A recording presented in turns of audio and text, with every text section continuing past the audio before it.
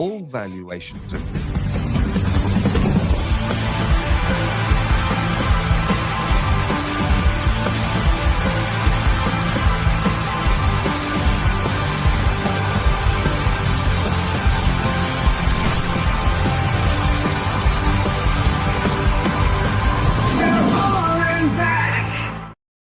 Wave Radio 106.9. Well, I'll say the name. We'll start out. Well, good evening and welcome to Tiger Talk. It's here on Hump Wave Radio and on to Hull and Back podcast. Thanks very much for tuning in tonight. Good to have you in and good to be a little bit happier tonight than we have been recently. Evening to you, Jan. Evening. Evening to you, Paul. Good evening. And evening to you, Chris. Good evening. We are, as always, in association with the carmusco.co.uk and they can help you buy and sell cars. Here's more information for you. Looking to buy or sell your next car or van? At thecarmustgo.co.uk, we make it easy. We are proud to be your trusted local Hull business with 5-star Google reviews from happy customers across East Yorkshire. We buy and sell quality cars and vans, all with a full mechanical check, MOT and warranty included. So call in and see us today at Rugby Street in Hull, or visit us online at thecarmustgo.co.uk. We buy, we sell cars and vans. There we go, thecarmusco.co.uk if you're looking to buy or sell a car or van. Anyway, good win last night. I think we'll start with that. We've got to start with the positives, haven't we, tonight? It was a good win last night, good game. First time I've enjoyed being at the MKM Stadium for quite a few games and actually enjoyed the game. Poor referee. Derby fans disagreed. I saw that Ant Northgraves, he does the Sunday podcast, had put a picture of Adam Heg. I don't know how you say it, but yeah, he was the referee last night, and there's a picture of him in a doctored Derby County strip pointing the way to go. And that seemed to me what it's like. But he got some abuse from Derby County fans saying that it was all Hull City last night. I don't agree, Jan. No, I don't agree either. I think he was poor, very poor, but I don't think he was particularly against us or them. I just think he was poor in general. He gave fouls that weren't fouls. He didn't see things that he should have seen. You know, it was shocking. And they actually got more free kicks than we did. So the man's talking a load of baloney. 19 fouls Hull City committed last night. 9 fouls apparently Derby County committed last night. I would have thought it was more 50-50 than that, to be quite honest with you. What's your thoughts, Paul? On the referee or the match? Let's go for the referee. I think he just sort of, was oblivious to what was going on the pitch half the time, to be quite honest. But I think as the match, I think it's the best match we've had at the MKM this season, to be honest. It maybe wasn't for the new, for Hull City fans, a derby, but I think for the neutral, it was end to end. They could have had another 2 or 3 goals. We probably could have had another 2 or 3 goals. It was just one of them games. And now what I liked about it was everybody was getting stuck in. We started off in the first minute getting stuck in. It just continued right till the end. And I thought that was, major positives. I think the manager's had a go at them, to be quite honest, after the match the other day. I'm sure he has, because I hadn't seen that intensity from Hull City for a long, long while at home. And there was just, a different game. We could have lost, to be fair, in the end. They've had a couple of chances before we've scored. If they go 3-2 up, do they hold on? You don't know, do you? But it was a really good, enjoyable game. You come away and, happy, I think. I'm obviously happy that we won. But it was just like one of them games I thought was, good to watch. I asked him. Typical sort of old sound football game, I felt. I asked him about the referee, Chris. He's gone off on one. He can't help himself, can he? So I said, is it the ref or the match? I said the ref, and you've gone on and and talked about the oblivious to what was going on the pitch. Yeah, I know. What was your thoughts on the referee, Chris? We're talking about the ref, Chris. Well, I don't know where to start, but Paul's summary of the referee I thought was really good then. I don't know how to beat that. No, I think he tried to set a tone early in the game, didn't he, by giving a foul against their striker, and he got a yellow card within about 3 or 4 minutes. And for a small period of time, he seemed to have a handle on the game, but he soon lost control of it, more so in the second half. But the amount of stupid times he blew the whistle. There was one where Charlie Hughes, he'd put the ball down and then tried to play a quick free kick, and he said the ball was still moving. And it's not just for us. There was the ball wasn't in the right position, but the ball wasn't moving, was it? So he gave that gesture that the ball was still moving. Look, in the wrong position, it's all right. But when you're saying the ball's rolling, the ball wasn't rolling. No. So you've got to. And then it wasn't just us. You've got to get it right. It wasn't just us. There was a throw-in awarded to them in front of the dugouts. And he blew the whistle. I wasn't happy with, where he took it. And when he brought him back, it was like 3 yards further back. And it was like, come on, are you making this all about you? You want a bit of limelight. But that was like that free kick. There was a free kick to them in their box, obviously a foul by McBurney or somebody. And he blew the whistle in the box. And then the goalkeeper, and he moved him back. He ended up taking it about 10 yards outside the box. And the free kick was in the box. Yeah, there was just too many of them. Yeah, absolutely. And like I say, if it's consistent, you kind of don't mind it because it's going right throughout the game. But like I say, he started trying to be blowing the whistle for any sort of heavy contact, but then it disappeared. And then it seemed like the amount of times where, McBurney was getting grappled and he threw his player to the floor, so he pulled him up for it. But then there was other times when their players were blatantly just pushing our player in the back as they're out to header it, and then it's, oh, that's fine. So, no, if the Derby fans are saying the referee was a Hull City player or had a Hull shirt on, I totally beg to differ. Totally wrong. But it was bad for both teams. I don't disagree with you. It was bad for both teams. I mean, you don't very often. I shout at referees a lot because I just like to give them a bit of encouragement more than anything, because you'll know. So I shout at them quite a lot, but there's not a lot round me shout. But when all of the people round me are singing, you're not fit to referee, that goes to show something, because it's usually just me. But no, last night it was everybody. I thought, yes, they're all on my side tonight. It's great. Well, they get a goal that's offside as well. I don't know how they missed that. Do you? No. The standard. It was clearly offside when the shot was taken. It was a clear offside as well. It wasn't just a little bit offside. It was a clear offside. It wasn't a little bit of a decision. So to me, you say that they could have won the game, Paul. I think if they don't get that free kick, that goal that's not a goal from an offside, I think at that point, we comfortably win that game. I think to go in 2-2 at half time was a little bit bad. I think, they have got a good team of Derby. If you think Smodics was the top scorer in the Championship when he played for Blackburn, even though Blackburn nearly went down, he was the top scorer. Brereton Diaz is another good player. And Anjiman, is it? He looks a useful lad from America.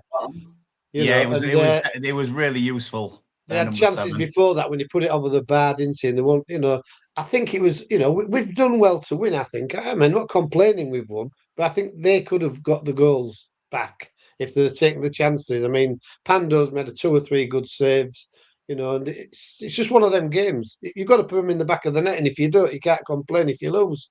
Some really good goals last night, Jan. I thought the time by McBurney was really good. The same by Egan, that was a really good goal. And then Kumas coming on late on.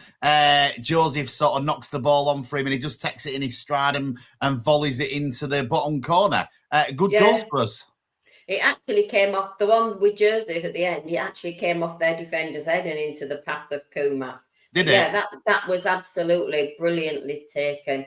But, I mean, to go back to what you were saying about the referee, at the beginning, he gave that Adey the benefit of the doubt that first time, that first tussle with Egan. And then he booked him, didn't he, literally a minute later, not even that. If he was going to stamp his authority, he had every opportunity. I'm not saying that... I mean, we've got some players that constantly foul, so I get that. And he missed some others. But they weren't just physical or pulling shirts. There was some elbows that he missed and all sorts. And I just only 4 yellow cards given in the game, 2 to us and 2 to them. It's not many, is it, when you look at how He sent scrappy... off our assistant coach, though, didn't he, again? Well, if you look at 28 fouls in the game and only 4 yellow cards, it doesn't really match up, does it?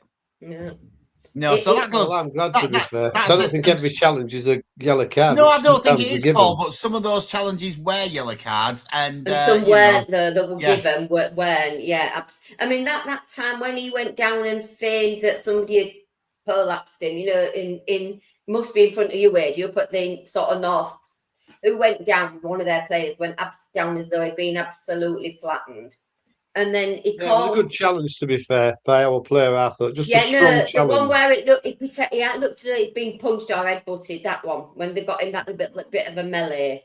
And then he's calling... I think that was after Coyle's tackle, wasn't it? Yeah, but he booked the wrong person, though, didn't he, as well, at one point? Should have booked Regan Slater. Regan Slater really slung his man to the floor, didn't he? He didn't book him. So there you go. It's a bad refereeing display. Unfortunately, the standard of the referees in the Championship just don't seem to be improving, and I don't know what they're going to do to improve it.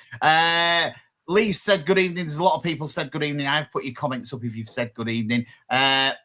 He also says another reporter had spoken to Sergei in the week about what has happened to the vertical play, and Sergei said he'll look into it. Glad he did, because we did play better last night. Was faster with the ball. We got the ball forward faster. I think that not playing out from the back helped us last night. And although we don't always win the direct ball, I think it worked in our favour, to be quite honest with you. Charlie says that it's time to continue starting Joseph. And Joseph is one of them players who is hugely frustrating. He runs about so much. He's got so much energy, but then the ball's pinged to him and his touch, unfortunately, lets him down quite a lot. And that's the gripe that I've got with Carl Joseph, is that if he could get a touch on him, he wouldn't be with us, would he? He'd be in a different team, because ultimately the amount of effort that he puts in, if he could get a touch and actually start, controlling the ball and passing the ball better, then, it'd be amazing. And, for me, that's the thing that the hopefully are working with him on training. I don't know what you think, Chris. I don't think his touch is as bad as you're making out. He had some nice little intricate passes last night, and he brings other people into the game. For me, it's the fact that he's just not that composed finisher. He gets into the right areas, but like I say, he gets a rush of blood, doesn't he? And it goes wide or it goes over. And sometimes he's too unselfish, and he kind of maybe knows his strengths. So sometimes he has a shooting option and he'll choose the pass instead of having a go and testing the keeper. So I think you may be being a little bit too harsh on him. But I'm a harsh man, Chris. It's got to be said. You're a hard man to please, aren't you? But yes, I am a hard man to please. I did like the fact that the energy he brought helped with that pressing and forced a few mistakes, didn't it? And I think that's what to like about him. Is definitely his energy, his pressing, his work for the team. I know we'll come back to we'll talk to you about Joseph as well, Paul. But one of the things that you said was, it might have been Mike that said last night, why has he still got McBurney on? It was Mike that said it, wasn't it? And then he pulls a big header out the box when we're under the right pressure, and he heads it out for miles. And we said, there you go. That's why McBurney's been kept on the pitch. What do you think, Paul? Well, yes, I mean, that's what he was tiring, was McBurney, but he just went back into the centre half position sort of thing. And as you said, did him away every time he could. Joseph, puts loads of energy in. He's got to be near the first team most of the time, I think, being, the first 11, because he puts that much energy and he causes problems for the other team. I like you. I don't think he's got the best touch. Let's put it that way. I mean, look at Geldart and people like that. He's nowhere near their standard. Well, he has been lately. He puts that. Well, Geldart was good last night. I think it was his best game he's had for us for a while. Same with Amir. He had a really good game. I think he had that good a game. You didn't really notice that Regan Slater was on the pitch that much, because Amir just seemed to take over that ploy that, Regan Slater did. He didn't have a bad game, Slater, but Amir had a really good game last night. And I think Geldart and McBurney was back to how they used to be. McBurney, last couple of games, he's sort of been, not say bullied, because it's hard to bully McBurney, but he seems to have not got it against the centre half. Last night he was different, I thought.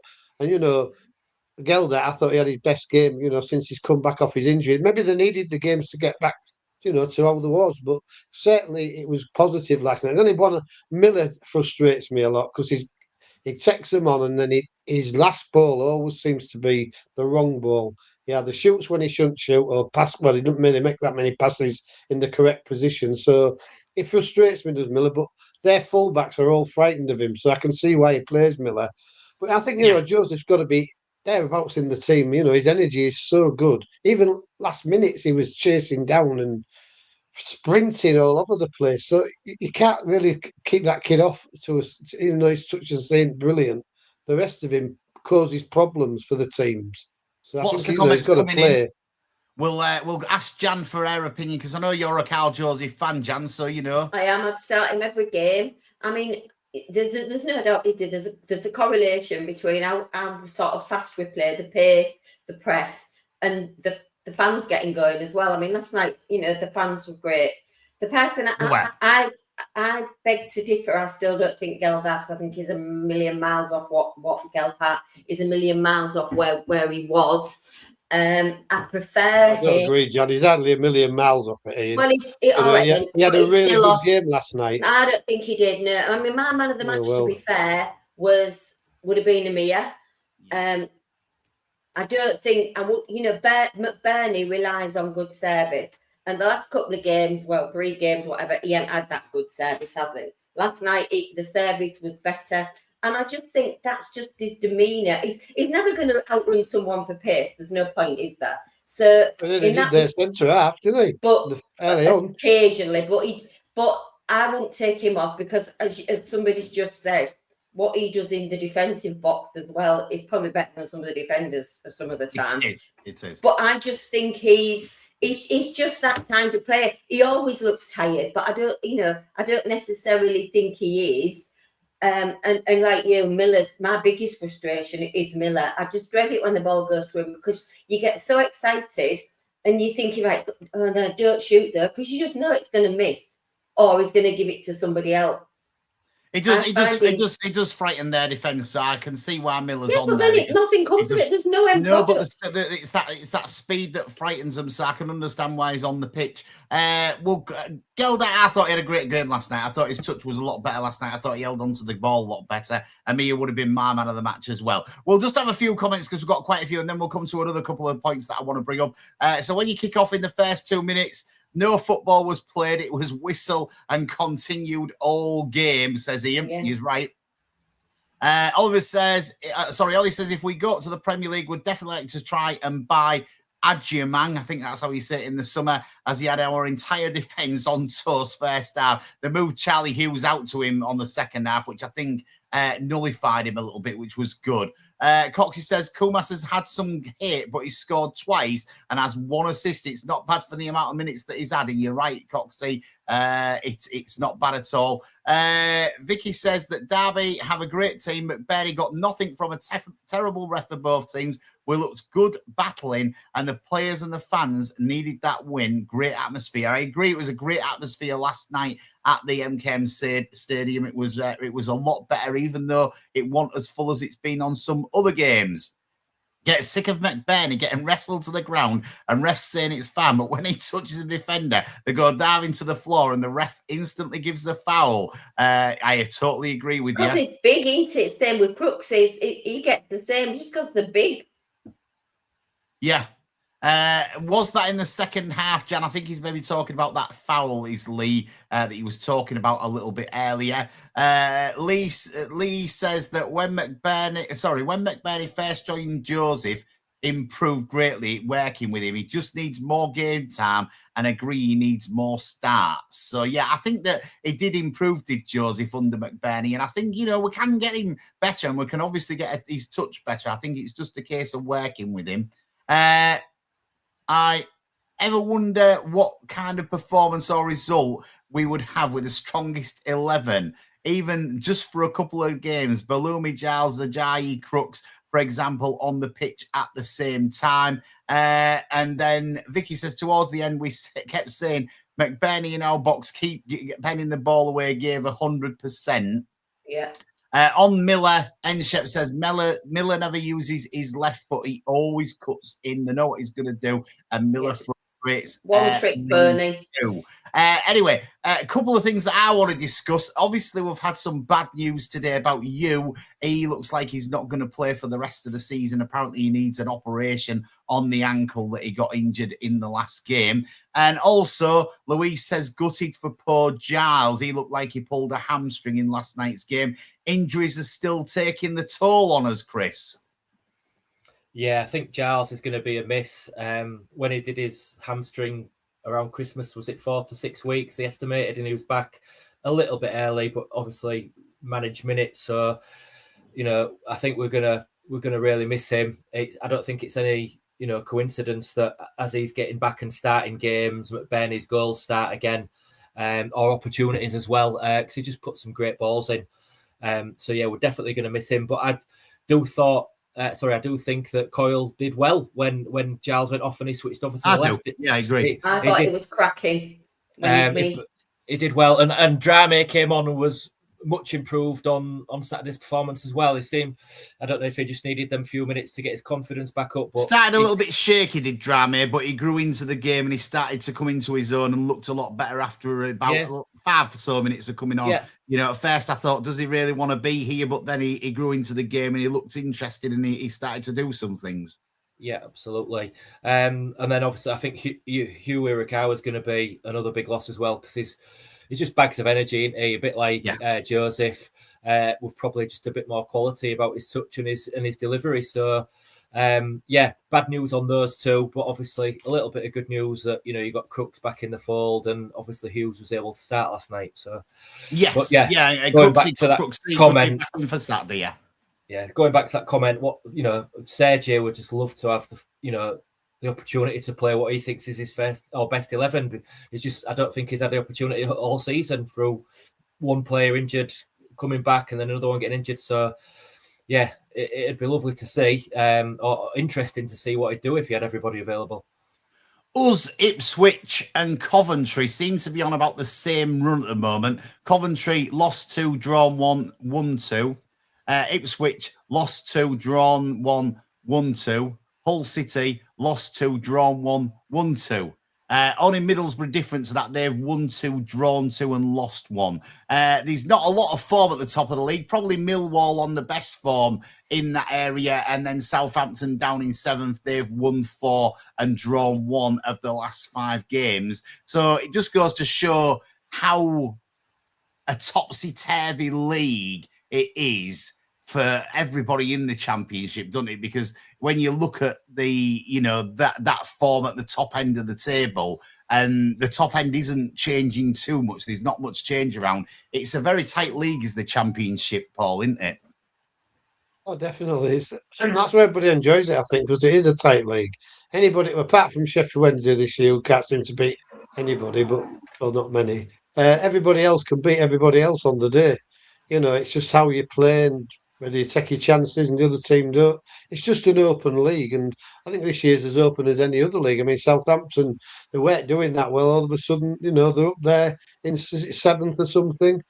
It's a really open league. I like the Championship. I like it better than the Premiership, but obviously it doesn't pay the same money, so the money's got to come into it somewhere along the line. So obviously it'd be nice to get in the Premiership. It's in our hands getting in the top 6, and it's we win enough games, I think another 6 games probably gets us in the playoffs. So we've got 13 to do. So got a good chance as anybody else. There's a chance of it, isn't there? Louise says that John did his pitch inspection. He's not a happy man. The pitch looked a bit better last night, John, didn't it? I thought it looked a bit better. I couldn't decide whether it being sprayed green to make it look better. But my theory was he ought to take it to Turkey and get like a transplant. But I don't think you do that. It's a good idea, and it'll probably be a bit cheaper. Question: if anybody out there knows. So I didn't know you had surgery on that ankle before he came to us in 2024, and I guess most other fans didn't know that. No. But so. If they were saying today that it'll be up to Bristol whether he goes back to Bristol for his rehab or he stays in Hull. But if he can't play for us, there's no point in keeping him, is there? No point in keeping him, is there? Other than maybe if we want to sort of foster a relationship with him, because we're thinking we might want to try and sign him. do they end the loan and so we don't have to pay? Because it seems, are we having to pay for him to not play? Is basically my bottom line. Somebody out there must know. Yeah, you've got Chris, you're nodding your head. What would normally happen in a situation like this? If you're in a transfer window, I believe the other club can cancel a loan. But in a situation like this, we've signed a contract that is he's under contract with us till the end of the season. The agreement that they're talking about is whether it's in the best interest for the player after his operation to have the physio at his own club, his parent club. Do they want to look after him because he's obviously on a longer term contract with them, or do they trust our medical But we still team? have to pay for him. That ain't fair. Yeah, no. If he was fit, he'd be playing. If he was injured for 2 weeks, we'd be paying him. Can we? For 4 weeks, Another question from me then. He's obviously registered to play for us. We've had this problem We with can registrations. deregister him. Can we deregister him? Yeah, you can deregister until I think April. I would probably deregister him then if it was me, because I don't think he's going to play for Hull City again this season. Well, before the weekend, if I'm not mistaken, we had 2 slots. We did. And then we had Akintola, Balumi and Matazo that there was weighing up. That's so right. if they can deregister you, they can register them 3. I would do that, and I would register Akintola because I think it's been a shame for Akintola, to be honest. I know some people don't rate him, but it's an extra body, and we might need that extra body with the way the injuries are going at the moment. Sarah says, what did you think of Joffrey's pre-match playlist? I saw a little bit of it, but I didn't really see what he put. So if you can tell what songs he put, and what songs would we have on our playlist? So, Paul, I'll ask you first. What would you have on your playlist? Give us 4 records. What, 4? Yeah. Well, I'd probably have one of Slade because I quite like Slade. I like Black Sabbath as well, but they're so long, aren't they? So I'd get maybe Paranoid because I think we're all paranoid watching Hull City, aren't we? We could maybe put that on. I don't know, to be quite honest. All Right Now and probably Hollywood Nights. There you go. Good Bob songs. Seger. Your songs, Chris. You got 4 quick. The only one that springs to mind, there's an old song by Tim Capello called I Still Believe. And I just think that would be, in the situation we're in now, wanting to get to the Premier League and, believing in our team, I think I'd put that on. It's a bit of a slow starter, but the chorus kicks in. It's quite nice. It might get the fans going. But other than that, putting me on. This is one you should have told us in advance of, like when we do our. I'm not putting this up. Sarah's asked the question. I'm just asking this question that Sarah's asked. So come on, Jan, tell us yours. Well, I can't name what I would have, but I'm a 70s rock chick person. You said Slade, T-Rex, Shawadu Wadi, Susie Quattro. I'm from that generation. But what I would say is I'm happy with Can't Help Falling in Love with You. John isn't because too many clubs have it. But for God's sake, I much prefer the Andy Williams one. It's much faster than Elvis is. And I don't know if that's a good thing. That there's a consensus on that in the seats around us as well. But and then I know there's the bit more quirky ones, but no man would be 70s ones. Well, the 70s is as good as anything. What would I have? Well, I'd definitely have some Pet Shop Boys in there because I'm a bit of a Pet Shop Boys fan, so that'd definitely go in there. And then I'd probably be a little bit of 90s dance, to be honest, because I love my 90s dance as well. But that'd be my playlist, and I'm sure everybody would be having a little bit of a bop about to that. Great question, Sarah. Thank you for it, and it's great to have you involved tonight. Ian says, gutted for you. That's probably his World Cup dream over. Yes, it probably is, unfortunately. Yeah, it's a shame. John says, big worry is they're not impact injuries, all soft tissue. Is there a problem with the conditioning and preparation of players? And it's a really good question, John. Ignore him. I've had too many of these problems this year. I'm not ignoring him, no. It's a really good question. We've seen that one there. Sorry. And there we go. Coxie says, time to bring back Big Dave. And I agree with you, Coxie. We definitely need Big Dave back in that match day squad. Lee says Kamara might be getting brought back into the squad according to Bads Coopers. What is everybody's thoughts on that? Well, I would leave him out the squad if I'm quite honest with you. I think I'd have Big Dave instead of him. My opinion, but that's just mine. Let you have yours, Paul. Well, he didn't do a lot last season. I don't know where he's going to get in, to be quite honest. He'd probably just be a bit like Akintola on if he was, struggling with players. I think 'cause that's probably Akintola. He'd be that. So I think Kamara's the same. I mean, he's not going to get the other people out of their positions, is he? He didn't do enough last year. So And he's been injured as well, hasn't he? Yeah. Well, that's, yeah. So, Jan, I'll ask you. What if I'd have Kamara back? Over Akintola. I won't have either of them if I'm honest. Yeah, No, it's one or the other, Jan. I didn't ask you a question if you couldn't have either. You're having one or the other. Okay, then I'll have Abu. Then I'll just for the sake of it, because if we're honest, Sergi hasn't had the chance to Sergify him, has he? Look at the difference he's made to Giles. Look at the difference he's made to Giles. Yeah. So I mean, and don't get me wrong. I like that goal that Akintola helped to score at Preston, but he's done nothing else, has he?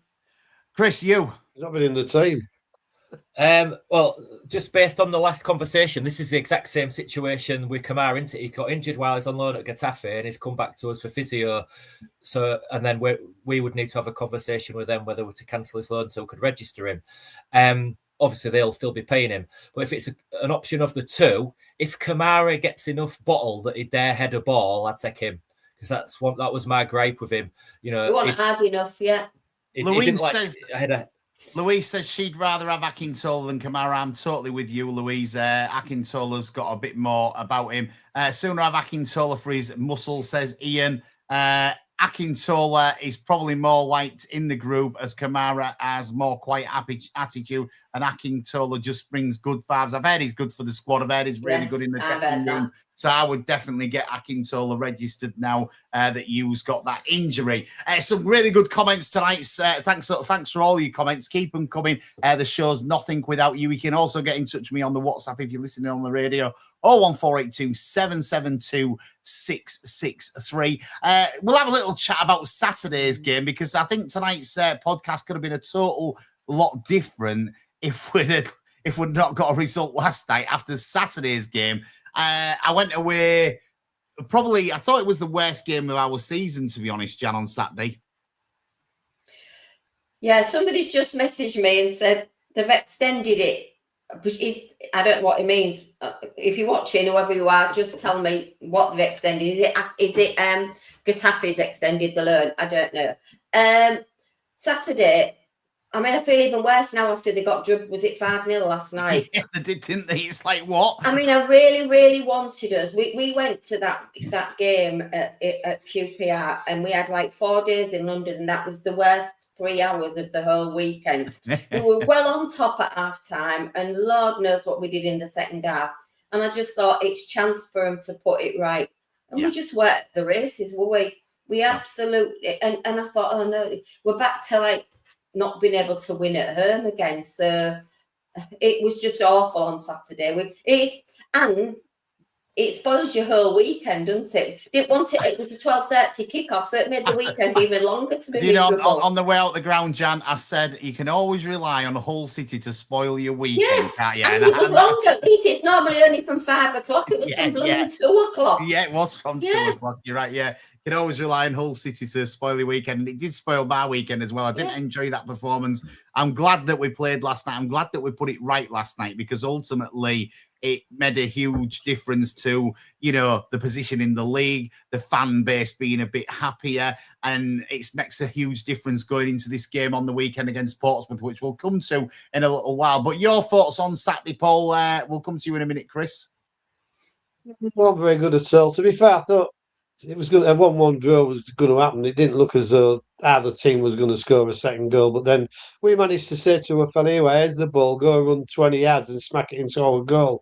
With nobody there anywhere around him at all to block him or anything. It was just terrible. And what annoyed me, we let a goal in from another corner, didn't we? It was 3 out of the last 4 matches we've let near post goal. Well, not near post, but they've gone over, not very high, and they've ended up the far post. It was Coyle, I think, this time, who didn't get the right side of the forward. Or it might have been the other kid, Coyle last time, might have been the other kid, to be fair. But you've got to defend them better, and I can't understand why this is happening. It's about the third goal we've let in very, very similarly. And it's, look, obviously, yesterday we seemed to straighten out a little bit with that. So, but they put some good corners in. To be fair, did Derby last night, but we managed to clear them. But that was the disappointing thing. And it was such a poor display. There was no passion there, nothing really. I still think we should have had a draw. I think what you said is right, Paul. When you said about Sergei getting into him to get last night's performance, I think he's really got into him because he was really frustrated on Saturday. He didn't enjoy the performance and he wasn't happy at all. What's your thoughts, Chris? I've just got to agree. I think it was you that just said it, Adey. Worst performance of the season so far. There was no desire. There was no fight. And the amount of schoolboy errors to give the ball away and give them opportunities, which obviously led to goals, and they could have scored 2 or 3 more. And it's the first time I've left a game early in God knows how long. I mean, I was looking and I thought, I don't want to move all these people next to me, so I'll just stay where I am. But I was frustrated on Saturday. I didn't enjoy the game at all. It was very frustrating, and that thing of the crowd wasn't behind them. Well, to me, you have to give the team give the crowd a little bit of motivation last night, which then the crowd was really with them and stuck with them all throughout the game. And that's all you want in it, for your team to give you something to shout about. Yeah, and even if it's getting like stuck into a Liam tackle, Senior, wasn't it? His team. It was like watching his team. Yeah, it was. Yeah, playing at the back, and we weren't good enough. Then Paul. What? It was usually a draw though with Liam. We didn't get stuffed all the time. No. Sorry, Chris, I interrupted you. Sorry, mate. No, I was just saying. The players have to get the fans going at times, and sometimes it's the other way around. But it could be a nice pass, it could be a tackle, but when they just don't look interested, and like I say, giving the ball away cheaply, and as someone who plays sport or a sports fan, if you get beat, and you come off that pitch or walk away from the stadium going, you know what, they were the better team. It's easier to swallow, but they were probably the worst team we've seen as well. They offered nothing. We gave it to them by poor decision making, low effort, and mistakes that gave them the ball in front of goal. And you walk away, like you say, you're angry. It ruined your weekend. But like I say, it hurts more when we didn't look interested, and they were not a good team. Hughes and Joseph made the massive difference last night. Joseph Preston, Hughes made the defence look more solid. I've got to agree with you there, Lee. You're right. The big difference between Saturday and last night was that we kept our bottle and didn't cave in with fear and panic. Essentially handed QPR the win, and they were laughing on the coach journey home, says Ollie. I think you're right, we did hand them the win. They weren't expecting to get a win from there. They was more than happy with a draw, and they will have been laughing all the way home. Louise says, bring on the away games. She's had enough of the home games now. I think a comment up here says that there's 13 games left, says Chris, 8 away, which will benefit us. It could, because we do play quite well away. Coxey says he's actually more worried about us playing teams who are really out of form than teams who are in form. And I said this leading away from the ground last night. We're playing Sheffield Wednesday, I noticed, sometime in the near future. I can't remember when the game is, but I said we'll probably lose that game against Sheffield Wednesday, because they're the ones that we end up losing all the time, aren't they? The ones that you think, you're going to get a win against them, same as like QPR. You think, well, should be a win for us, that, but no, then it ends up being that loss, doesn't it? Eloise also says the players will probably relish a few away games now after what seems an eternity of home games. Certainly has been a lot of home games. Wednesday game. Thanks for that, Lee. It's one that I was worried about, to be quite honest with you. But an away game at Portsmouth, it's a long journey down there. Are you making the journey, Jan? Yeah, we're going on Friday, so we've got a premiere. Well, am I allowed to say we've got a premiere in Friday night? Yeah, all the hotels are available. And because it's an early kick-off, we'll drive home after the game, and then we're only home for 2 days, and we're off to Ipswich and I won't say where we're staying this time then, but it's the same place. Yeah, Well, so not the same one, but it's another Premier Inn. You can get a travel lodge or a holiday inn, or You other can, hotels yeah, are available. Yes. So Paul, tell me a bit about this Portsmouth game and what your concerns are. I'm just going to try and reset myself. Well, I think Portsmouth are, they are good at home. They're not a bad team at home. I think it's going to be a hard game. They'll need the points, and at home, as I say, they're really difficult to beat. But I think we've got a chance. We play better away from home. It suits us better, I think, being away from home. The fans obviously are bang up for it when they go there. I don't know how many's going this time because it's such a long journey. But the fans are always up for it, and I think that gets the players going. Where at home, as we know, it can be a bit quiet in the MKM sometimes. I know the players they've got to put an effort in to get the fans up, but also, it's a lot of fans at home, and I think it's a bit easier when you've got, I don't know, a couple of thousand going away, and they're all up for it a day out. They've had a few drinks and they're bang up for it, and I think it'll be a tough game. I don't think it'll be easy. I mean, as I said before, the Championship is a hard league, I think. So if we can come away with something, I won't be disappointed. Obviously, I'd like a win, but I think a point won't be a disaster necessarily because I think they are a hard team at home. So we've got to go there with the right attitude, a bit like we played the other night, and hopefully do the business. Yeah, hopefully do the business. I'm sure they'll be getting a flight down there, so it won't be as bad for them as it is for the travelling fans. You, Chris, are you going down to Portsmouth on Saturday, or are you going to be watching from home? I'm not travelling, I'm afraid. But yeah, it's going to be a tricky game. They actually gave us a few problems, didn't they, when it was the reverse fixture at our place? They weren't too bad an outfit, certainly improved on last season. And I'm just kind of thinking, looking at the next two games, I'd be probably happy with a 4-point return regarding, it doesn't matter which one we draw or win against, but then if you're looking at 3 games, 7 from 9 points, 9 from 9 would be better. But yeah, I think 4 points from the 2 games, Ipswich and Portsmouth, would be a really good return. To be quite honest, I'd be happy with 2 points if I'm honest. I'd be happy with if that 4, and I'd love it if the 3 were at Ipswich because last year they absolutely trounced us, didn't they?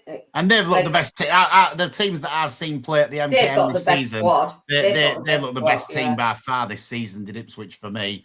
They've got better than QPR. Just slightly, Chris. Only very slightly.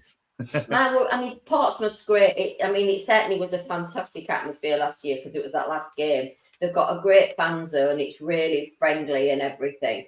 But it's a team around the bottom that's scrapping for the survival, aren't they, in our league? So that'd be my worry. I'd take a point now, but I'd absolutely love to win at Ipswich. It'd be great to get a win at Ipswich. I'd be happy with a point on Saturday and then a win at Ipswich. That'd be lovely. I'm not sure it's going to happen. No, Lee says that 5 more wins would get us to 72 points, which should just about be enough for the playoffs. It's going to be tight. I think, it could be 72. It could be 73. I'm not sure whether we need 5 wins and a draw, which is what I said on the way out the stadium last night, I think, to get the playoffs.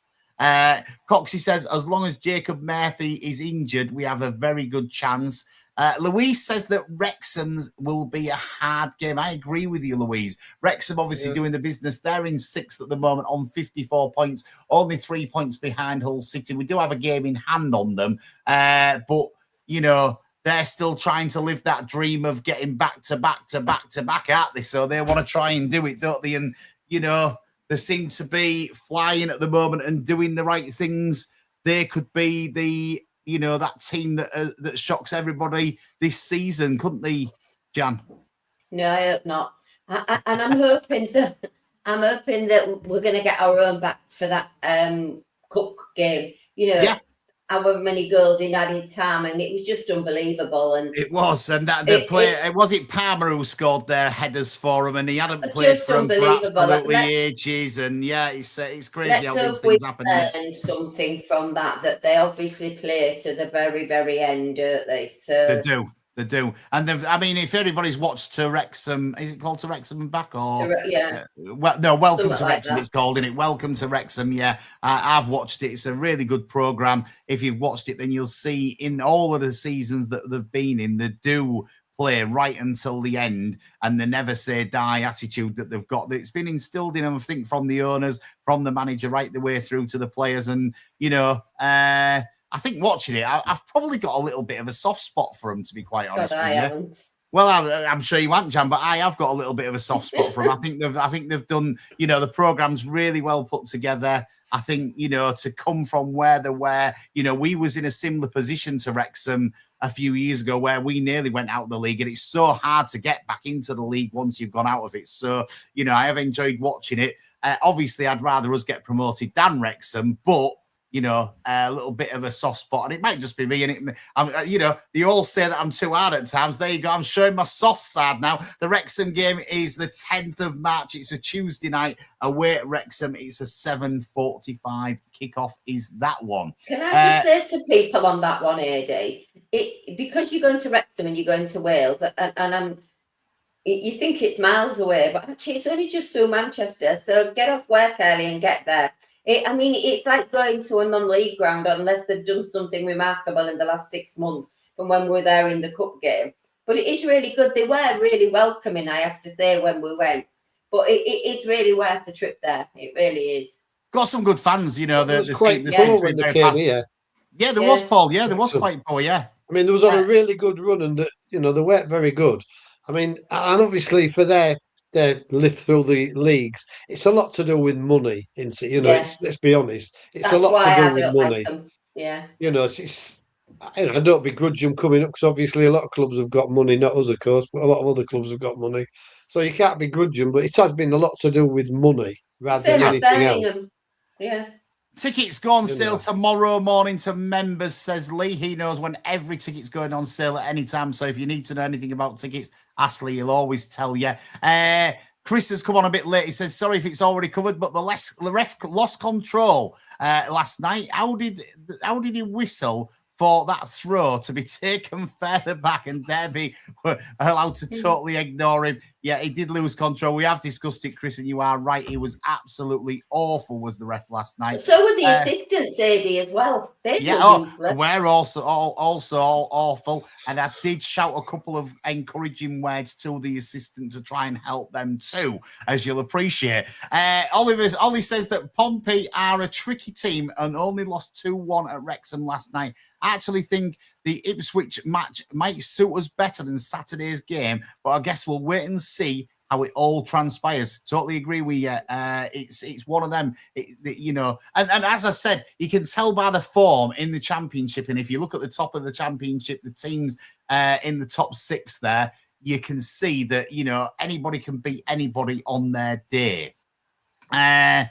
Who'd have thought it only took a bottomless chest of money for Parkinson to become a class manager? Yeah. It did come to us very early, though. In fairness, Cox, he was with us very early, and obviously it was just a bit too early for him when he came to us. I think there was always a manager in there, and he'd obviously done a couple of good things because, he'd signed a couple of players, and then Brownie just helped to develop and got us up to the Premier League, didn't he? So the rest is history, and he'll be gutted that he missed out on that, but he'll be trying, I'm sure, to get there with Wrexham. But yeah, I'm looking forward more to the game on Saturday than I was before last night's game. I think, last night has given me a little bit of renewed confidence. I think losing Giles is going to be a miss for us. It's going to be a question of who replaces Giles, because obviously Matty Jacobs got an injury as well, and so he's not going to be able to play. So you're then looking at, do you do the same as last night where you put Coyle at left back and Drame at right back, or do you get Famewo back in the side at left back? There's lots of decisions for Sergei to make this weekend, Paul. Well, they have. It will be a couple of hard decisions. I mean, it depends who they're playing, who they've got on the wings, I suppose. Famewo don't have magic pace. I think Coyle's a little bit faster than him, and obviously he's a fullback, and he did really well last night, did Coyle, linking up even with Miller. He did really well. He put 2 or 3 good crosses in with his left foot. I'd probably go with Coyle. And Drame, I say he started poorly, but he did come on better as the game went on when he came on. So I'd definitely probably put them in, because they are sort of natural fullbacks, aren't they? For me, it was more of a centre-back. I know he did okay at fullback, but he's a centre-back, and I don't know. I think I'd play Coyle and Drame in the fullback positions, because that seems to be the one thing. I think Crooks will be back, or at least he'll be on the pitch at some stage. Whether he starts him or brings him on late, he'll I definitely wouldn't get some start him. sort of I think when you look at last night's midfield, the midfielders worked very hard last night. They did a good job. We've all sort of said that Amir had his best game for the club last night. Slater's obviously been playing very well. I don't think he looked as good last night because obviously, his partner was playing so well next to him. So I think that's probably why Slater didn't look as good last night. So I think Crooks would be one that I'd be looking to bring on, get a few minutes into and ease him back in so that we could try and keep him for the rest of the season, because we've said how much of an important player Crooks has been for us and how much we've missed him. So a lot of the dilemma is at the fullback. The other thing that was talked about a lot around us last night was John Egan. A lot of people saying that it took him off and then he scores that worldy goal. People talking about whether to change him for McCarthy and maybe have McCarthy in there. I don't know. What's your thoughts on that, Chris? No, I do like Cathal McCarthy, and I think he's going to be a great player. He's going to have a bright future. But when you're in the thick of not a promotion, but a playoff hunting, season, you've got what, 15, 16 games left, and you've got a chance to get in the playoffs and promotion. He's been blooded. He's shown he can come and do a job.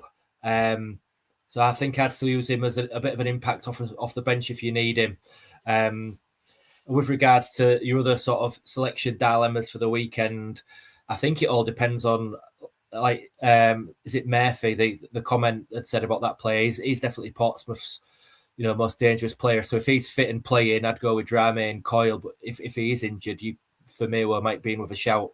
But he's obviously going to have one eye on the Ipswich game as well, because you're going to need, a bit of control and a bit of bite, because they like that possession, don't they? Yes, they do. Jan, what's your conundrums for Saturday? Well, I'd play Coyle at left back because I thought although he had a poor first half, he had probably the best players on him in the first half. So, and I thought he was outstanding in the second half, and as you said, linked up really well. So, if you're going to play Drame, at least you then have got the option to drop Regan Slater back in there. My worry with playing Crooks is, as you just say, we probably need him more on Tuesday, and he's one booking off another. I think it's ended now, hasn't it? That. Eh?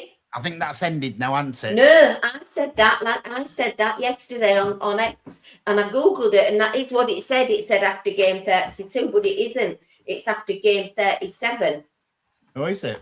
Yeah, because So corrected me. Mr. Google's got something wrong then. Yeah, because it says 32, and then somebody. I mean, they could be wrong, but it did say it's after. And he sent me that, posted a copy of it, and he said the 32 games is for the Premier League because they don't play as many games in the first place. Right. On which case, our little discussion we had a couple of weeks ago about you should have took that him in, getting booked, and let him miss out that. I do think that was a good idea. I mean, I know Matt Nair's played in the midfield. Has he ever played fullback? Don't know. My worry with both him pace, though, has he? is he ain't very pace. No, well, exactly. I was going to say both him and Egan are not very fast. And there was concerns about Charlie Hughes because a number of times I think we're going to give away a penalty because he didn't just pull the share. He has it up the top of the. It's every time. We was a different team with Charlie Hughes in the side last night, though, John. We were a far better team all the time. That's not just us. That's every team. If you look at how many times we get pulled in the box and all that lot, and it's not very often in the Championship that the refs give it. They give it more in the Premier League because they've got VAR to back them up and things like that. Yeah, you don't get as many fouls in the Championship. So they obviously know this, the players, and they obviously know that very often they're not going to get given a foul for it. So that's why I think that's why it does pull a bit more. Michael McCarthy came on, didn't he? When we went to Borough and Gilo went off, he came on and he moved Miller back to a fullback, and Cathal McCarthy came in and he did a cracking job against Borough. And I would say, they were certainly one of the form teams at the time. There is obviously that thing to say that you could put wing backs and play with 3 in defence because we have got No, we enough don't work defenders. very good at that, though, do we? Well, I know we don't, but that's what you're saying, isn't it? You know, to get him there, that's what you would do, isn't it? If you bring in Miller back, you would really play with wing backs because you wouldn't want Miller as your left back, would you? Let's get on because we've got 2 minutes and 20 odd seconds of the show left. Sarah asks, what's everybody's predictions for Saturday? We'll go Saturday and then we'll just do both Saturday and Tuesday. Then, Jan, what's your predictions for Saturday and then Tuesday? 2-1 Saturday to us. A draw on Tuesday. I'll take 1-1 to all. Okay, Paul. You're taking my scores out of my mouth there. I was going to Sorry, say Paul. them 2 scores, 2-1 and 1-1. There you You'd go. take That's them all Paul's. day long, wouldn't you? Yeah. Chris. I was going to say 2-1 and 0-0. 2-1 and you go with 0-0. that, Can you Chris. imagine Well, us not conceding? I'm going to go different to all of you. No, here we go. I'm going to go 1-1 and 1-1. Yeah, there you go. You know, Paul, you know me well. That's what my predictions are. I know, boring. I know I'm not bothered. I'll be boring because I'm not predicting anything else. If you ask me predictions, that will always be the 1-1-1. That's all I'm predicting because I don't like to put us under the cosh. Mike was stupid on his last man standing. I understand there's not many left in now, Jan. And Mike says to us on Saturday that he backed Hull City to win on Saturday. And we both said to him, you don't ever back Hull City to win. He said he was thinking about backing Sheffield United, but he didn't because he thought they're playing against Sheff Wednesday, and obviously it's a local derby. And he said, I should have gone with me gut and gone with Sheffield United, and I didn't. I went for Hull City. So more fool you, Mike, and now you're out the last man Borough standing. last night. They went out with Borough because they didn't win. Louise says 3-1 and 1-1 is what she's going for. If we get them results, I'd be very happy with both of those, I'll tell you now. You've been listening to Tiger Talk on Hull and Back podcast and on Humwave Radio. We're here every Wednesday from 7 o'clock. We're in association with thecarmasco.co.uk. We'll be back next Wednesday from 7 o'clock. We'll be talking about the Saturday game away against Portsmouth, and we'll be talking about that Tuesday night game against Ipswich. Hope you can join us then. And, I'm glad to have had you on tonight, Jan. Thanks for coming. Thanks very much. Fingers crossed for the next 2 games. Fingers crossed. Good to have you on again, Chris. Thank you. After last week's out in car this week, yes, and good to have you back, Paul. Yeah, I'm happy to be on. We'll be back next week at 7 o'clock here on Humwave Radio and on Hull and Back podcast. Up the Tigers.